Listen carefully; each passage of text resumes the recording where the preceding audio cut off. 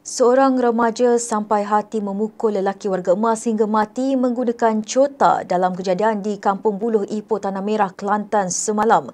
Tindakan itu didakwa dilakukan berikutan mangsa Samsudin Muhammad 60 tahun menegur bunyi bising exhaust motosikal remaja terbabit.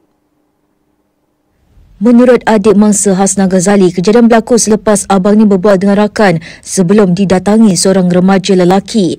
Kemudian remaja itu mengajak mangsa ke belakang kedai runcit berhampiran dan dikatakan terus memukul warga emas itu menggunakan sebatang cota hingga mangsa tidak sedarkan diri. Dalam kejadian sekitar jam 5.30 petang semalam, mangsa mengalami kecederaan di bahagian muka dan disahkan meninggal dunia di lokasi kejadian. Seorang individu lain yang melalui kawasan itu kemudian membawa mangsa ke Hospital Tanah Merah. Tambah Hasna, Samsudin disahkan meninggal dunia dan jenazahnya dikebumikan di Tanah Perkuburan Islam Bukit Kelopang, Ipoh.